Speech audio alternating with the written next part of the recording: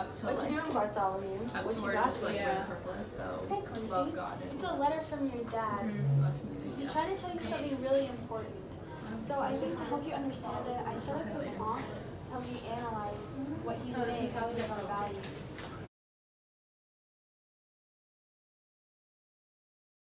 So I wrote a prompt up on the board to help us really find out what your dad's trying to say. We're also going to be using something called soapstone, which is going to help us understand more fully what we're looking for here in the letter. Okay. So let's start out with reading the prompt. The passage below is an excerpt from a letter written by the 18th century author Lord Chesterfield. We're going to highlight this. And then 18th century author Lord Chesterfield, so which is going to give us one of our soapstone elements. The speaker is Lord Chesterfield. So my dad. Yeah. Yeah. Maybe also. To his young son who is traveling far from home. Here we have our audience and our Because engagement. like the essence of being human. Because like it is just like it's So the audience would be commentary me, Quincy, what and the he occasion believes. is that I'm traveling far from home. So Yeah. do we not When you're reading in a prompt, you want to get rid of the stuff you don't need. It's obvious we're going to be reading the passage carefully, and so then we we can just like cross made that a out. note. Then in a well-written essay, again, we know that we're going to do that. Analyze how the rhetorical strategies that Chesterfield uses reveals his own values. Now this is super important because this is telling us what we need to do. We know what we're going for in our rhetorical analysis, which would be analyzing how Chesterfield reveals his own values to you, his son. And the rest of these, the purpose, the subject, and the tone, we probably won't find out until we actually read the letter.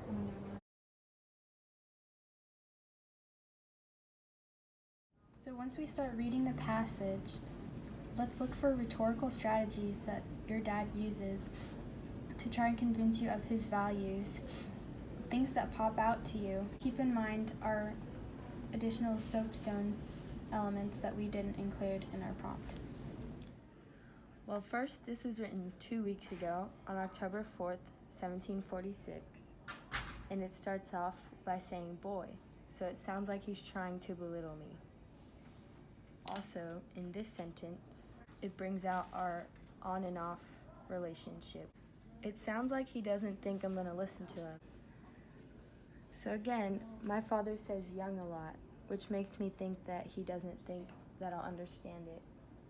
I highlighted this sentence and this sentence because I know that my father acknowledges that I'm his son, but he also believes that I will take his advice. Again, my father says youth to try and make sure I know that I'm his son. This part is a metaphor that he uses to make sure that I don't end up like him. Make sure you're writing in stuff to help you remember and come back to things.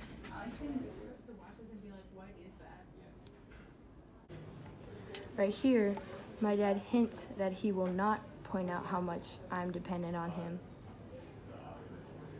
But then he goes on to point out how dependent I am upon him. This is an example of him using sarcasm.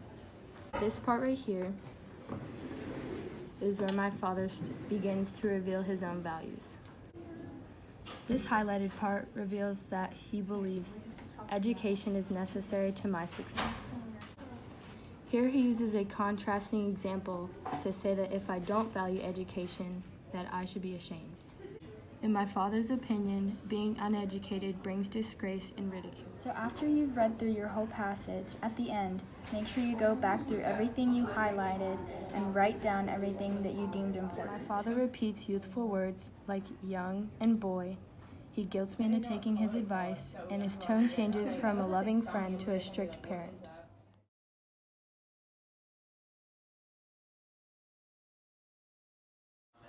Next, you want to go back to the passage and determine the exact purpose and values that your dad shows in this letter.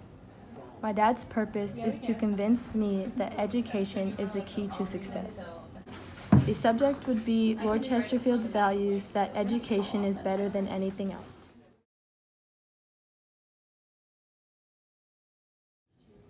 So when you're writing the thesis, you want to establish the author's purpose, and in this case, Quincy's dad's values, through the rhetorical strategies that they use. You don't want to sound like the regular 5-paragraph thesis formula that everybody learns in elementary and middle school. You want to make sure you don't summarize either. I start off my thesis using the author, Lord Chesterfield, and then his purpose reveals his opinions on the necessity of an effective education to be successful, and then include the audience to his distant son. This next sentence, he accomplishes this by appealing to his son's sense of guilt, as well as contradicting himself by acting as both a strict father and good friend, represents my father's rhetorical strategies. Thanks, Bartholomew, for helping me understand my dad's letter. No problem, Quincy. In the grand scheme of things, it's honestly not that hard. Now you know how to do a rhetorical analysis. Ew.